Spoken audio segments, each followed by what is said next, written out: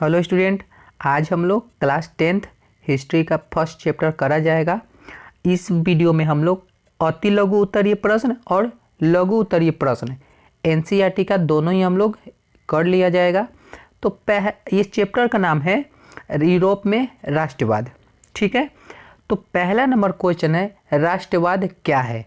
तो इसका आंसर होगा राष्ट्रवाद अपने राष्ट्र के भौगोलिक, सांस्कृतिक और समाज में रहने वाले लोगों के प्रति प्रेम और एकता की भावना राष्ट्रवाद कहलाती है। लेकिन राष्ट्रवाद हमें दूसरे राष्ट्रों के बारे में घृणा करना नहीं सिखाती है। ठीक है, दूसरा नंबर क्वेश्चन है मैजिनी कौन था। तो उत्तर होगा मैजिनी को इटली के राष्ट्रीय आंदोलन का मसीहा कहा जाता है। मैजिनी का जन्म 1805 में जिनेवा में हुआ था। पढ़ाई पूरी करने के बाद वह एक क्रांतिकारी संगठन कार्बोनरी का सदस्य बना। बाद में उसने यंग इटली 1831 में नामक संगठन की स्थापना की। ठीक है, अगला क्वेश्चन देखा जाए, जर्मनी के एकीकरण की बाधाएं क्या थी। तो इसका उत्तर हो जर्मनी के एकीकरण की निम्नलिखित बाधाएं थी। जर्मनी लगभग 300 छोटे बड़े राज्यों में बटा हुआ था। इन सभी राज्यों के प्रमुखों की अपनी अपनी अलग सोच थी। धार्मिक और जाति रूप से भी वे अलग अलग थे। ठीक, क्वेश्चन नंबर 4, मेटरनिक युग क्या था।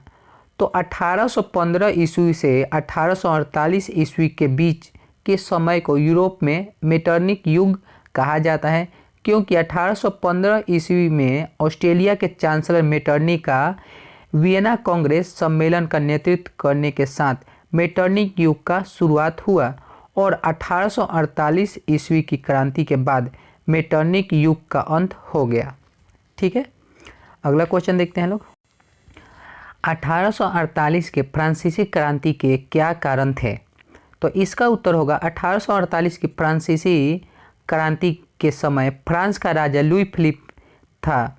उसका प्रधानमंत्री को गिजो जो 1848 में बना था, वह प्रतिक्रियावादी था। वह किसी भी प्रकार के सुधार का विरोधी था तथा वह राजा का संगत उसको ज़्यादा अच्छा लगता था। जनता में व्यापक घोर असंतोष को जब उसने दबाने का प्रयास किया, तब क्रोधित जनता ने राजमहल को घेर लिया और सरकार के नीतियों के खिलाफ प्रदर्शन करने लगे और जुलूस निकालने लगे, जो 1848 में के फ्रांसीसी क्रांति होने का कारण रहा। ठीक है, अगला क्वेश्चन देखते हैं लोग, क्वेश्चन नंबर 6, इटली जर्मनी के एकीकरण में ऑस्ट्रेलिया की क्या भूमिका थी। तो उत्तर होगा इटली तथा जर्मनी के एकीकरण के मार्ग में ऑस्ट्रेलिया बाधक बना हुआ था। 1830 की क्रांति जो पिन माउंट को लेकर ऑस्ट्रेलिया और इटली में युद्ध हो गया था के बाद इटली में भी नागरिक आंदोलन शुरू हुआ, लेकिन ऑस्ट्रेलिया के चांसलर मेटरनिक द्वारा इन राष्ट्रवादी नागरिकों आंदोलनों को दबा दिया गया, जिससे इटली का एकीकरण रुक गया। जर्मनी में भी राष्ट्रवाद भावना को कुचलने में ऑस्ट्रेलिया ने मेटरनिक द्वारा दमनकारी कानून को अपनाया, अतः दोनों देशों के एकीकरण में ऑस्ट्रेलिया बाधक था। अगला क्वेश्चन देखते हैं लोग, यूरोप में राष्ट्रवाद को फैलाने में नेपोलियन बोनापार्ट किस तरह सहायक हुआ। तो इसका उत्तर है नेपोलियन बोनापार्ट ने न सिर्फ जर्मनी और इटली में राष्ट्रीयता की भावना में मदद की, बल्कि संपूर्ण यूरोप के देशों में राष्ट्रीयता को लेकर जागरूकता आरंभ हो गया या जागरूकता फैल गया था।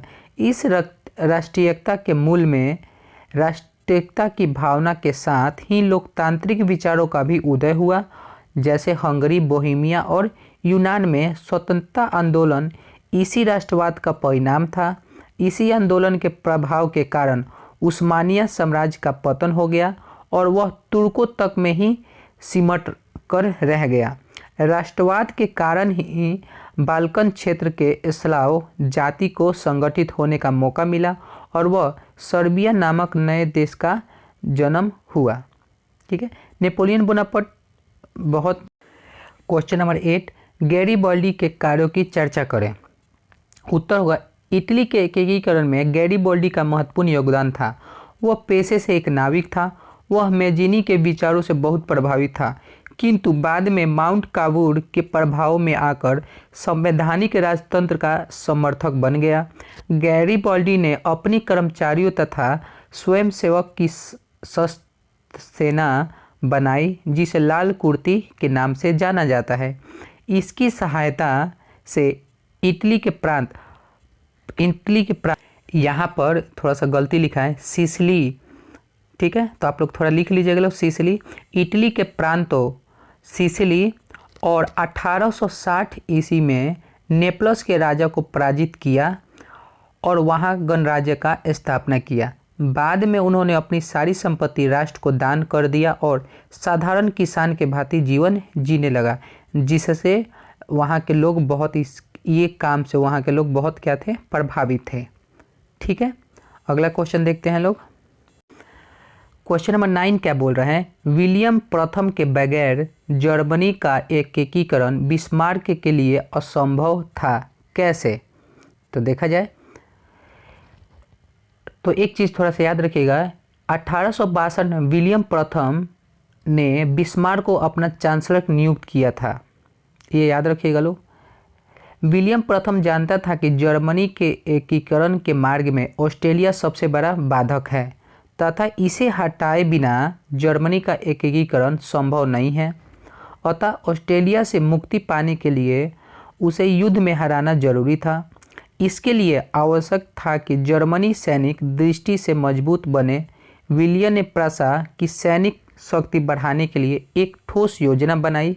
उदारवादियों के विरोध के बाद भी विलियम ने सैन्य बजट पर अधिक खर्च किया। विलियम की इस नीति के कारण बिस्मार्क ने रक्त एवं लौह की नीति का अवलंबन किया तथा जर्मनी का एकीकरण संभव हुआ।